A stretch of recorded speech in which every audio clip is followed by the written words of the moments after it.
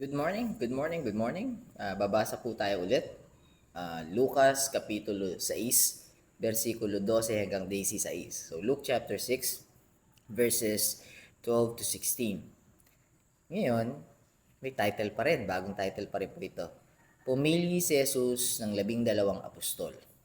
So may parallel verses siya sa Matthew chapter 10 verse 1 to 4, Mark chapter 3 verse 13 to 19.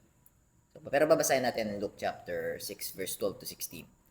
Verse 12. Nang panahong iyon, pumunta si Jesus sa bundok at magdamag na nanalangin sa Diyos. So sa Ama, kay Yahweh. 13. Kinaumagahan, tinawag niya ang mga alagad niya at pumili siya ng 12 mula sa kanila.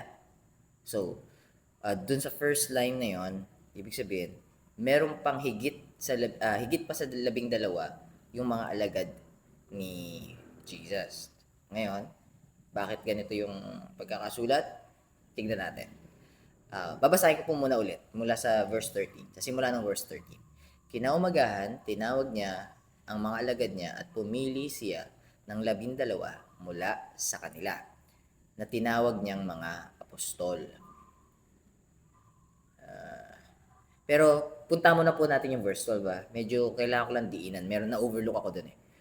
Noong verse 12, ng panahong iyon, pumunta si Jesus sa bundok. Magdamag na nalangin. Magdamag na nanalangin sa Diyos. So, again, solitude and then prayed. May, pag-usapan natin yan. Medyo importante yun.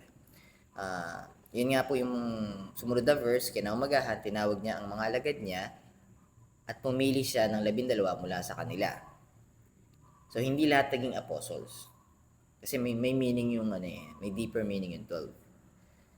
And then, tumawag siya ng 12 mula sa kanila na tinawag niyang mga apostol. Verse 14. Ito ay sina Simon, na tinawag niyang Pedro, Simon Peter, at Andres, na kapatid nito, sina Santiago at Juan. So si Santiago, si James, and then si Juan, John. Santiago at si Juan. Sina Felipe, Bartolome, si Philip. Bro, morning. Gumagana pa siya, may tubig pa eh. May tubig pa. May tubig pa dun sa, tumutulo pa yung gripo. May pipe pumapatak pa. Sina Santiago at Juan. Si Santiago, si James yon. Si James, tapos si Juan, si John. Magkapatid. Santiago at si Juan. Then Felipe, si Philip. Si Bartolome, siya si Nathaniel. Si Nathaniel slash Bartholomew. Alright. Tapos si Mateo, si Matthew slash Levi din. Tapos si Thomas. And then another Santiago, another James na anak ni Alfeo or Alphaeus. James, the son of Alphaeus. Santiago na anak ni Alfeo. Tapos Simon na Makabayan. Simon the Zealot. At tapos, 11 na po yun no? Tapos yung pang-12, verse 16 po itong babasahin ko. Judas na anak ng isa pang Santiago. Ay, wait lang.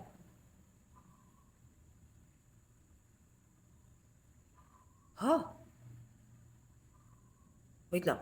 Bilangin ko po So, Simon Peter 1, Andres si Andrew 2, tapos si Santiago, si James, si John, si Philip, si Bartolome or si Nathaniel, tapos si Mateo, si Thomas, si Santiago, Simon the Zealot. Si Judas na anak ng isa pang Santiago, si Tadeus to. Si Tadeus. Judas na anak ng isa pang Santiago. Kasi si Tadeus yung nawawala. Tapos doon so 10 pa lang pala yung pagbasa natin hanggang kay Simon. Tapos yung pang-11, Judas na anak ng isa pang Santiago, si Tadeus to. Si Thaddeus. Tapos yung pang-12 at si Judas Iscariote na siyang nag-tridor kay Jesus. Pero basahin ko lang po sa ibang version verse 16. Judas the son of James and Judas Iscariot who became a traitor. Sa ESV yun.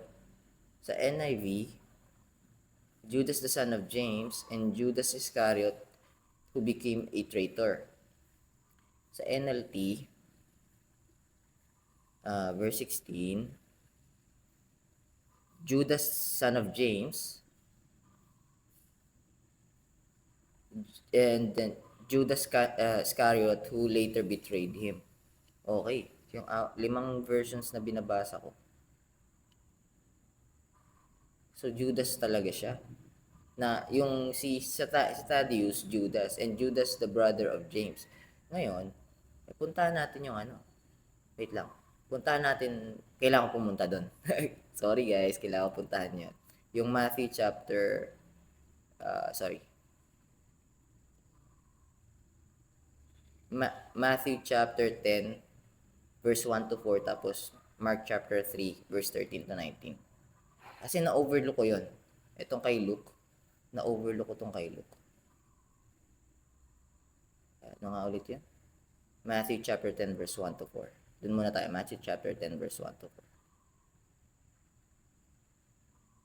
ASD, Matthew chapter 10, verses 1 to 4.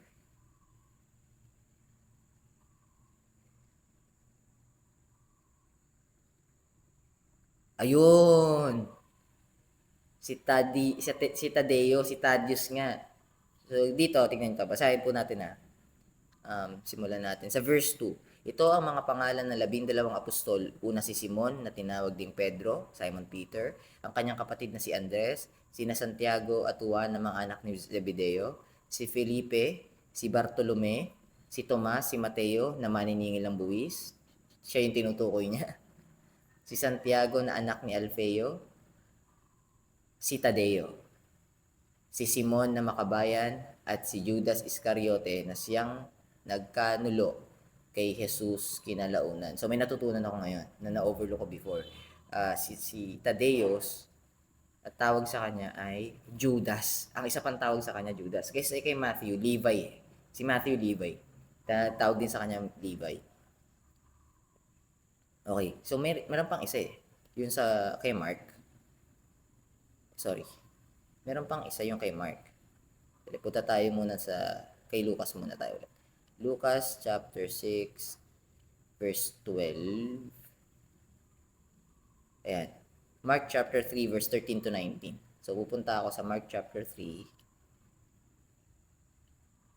verse 13. Mark chapter 3 verse 13 to 19. Para mapagtahi-tahi ko kasi nalito ako. Hinirang ni Jesus ang 12 apostol. Ito yung kay account ni Marcos.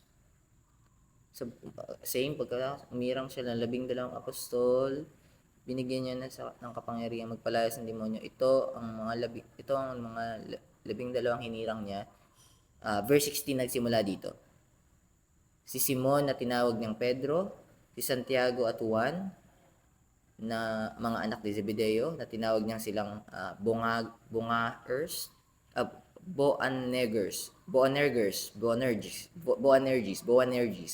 na ang ibig sabihin ay mga anak ng kulog, si John and James na anak ni Zebedee, si Andres, si Felipe, si Bartolome, si Mateo, si Tomas, si Santiago na anak ni Alfeo, James the son of Alphaeus, si Tadeo, si Simon na makabayan, si Judas Iscariote na siyang nagkanulo kay Jesus. Okay. Alright, okay. So medyo clear na po So, baka kasi isipin nyo, 2 Judas na traitor yun. Hindi. At tawag din pala kay Tadeo ay Judas. Pero isa lang po yung Judas na nagkanulo or nagbetray kay Jesus. At yun ay si Judas Iscariote. Yung Judas na anak ng isa pang Santiago, meaning Judas na anak ni James, son of James, siya ay si Tadeo. Or in English, Thaddeus. Okay, ngayon, so, importance ko ano yung rumima sa akin dito, yung verse 12. So, nag-solitude, hindi siya nag-isolate, nag-solitude para makipag-usap sa Ama, si Jesus. nanalangin siya. So, yung earthly ministry niya, lagi niyang ipinapanalangin. Tapos even yung pag-shows ng kanyang 12 apostles, nanalangin mo din siya bago niya ginawa yung pagpili. So, uh, yung ministry sa mga gawain ni Lord, kumbaga ang ganda na example na ginagawa niya. Unahin panalangin, manalangin, manalangin. So every time, pagkatapos, hindi lang bago minsan pagkatapos, nananalangin din si Jesus. For example, after magpagaling, after magturo, after mag-preach, after mag-teach, iiwalay niya yung sarili niya para manalangin. So dito naman sa pagpirang, pagpili ng 12, tapos yung pangalawa pang malinaw sa akin dito is hindi lang 12 disciples to. So, hindi lang siya 12 disciples, pero sa lahat ng disciples at na sumusunod sa kanya at sumunod sa kanya, pumili siya doon ng 12 apostol. So, yung 12, kasi may symbolic figure yung ano eh. It symbolizes yung number 12. Katulad na lang yung 12 tribes.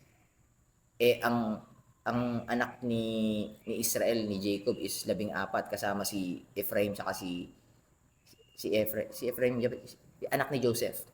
Mga anak ni Joseph. Naging 14 yon. Pero sa 14 na yon, ba't 12 lang?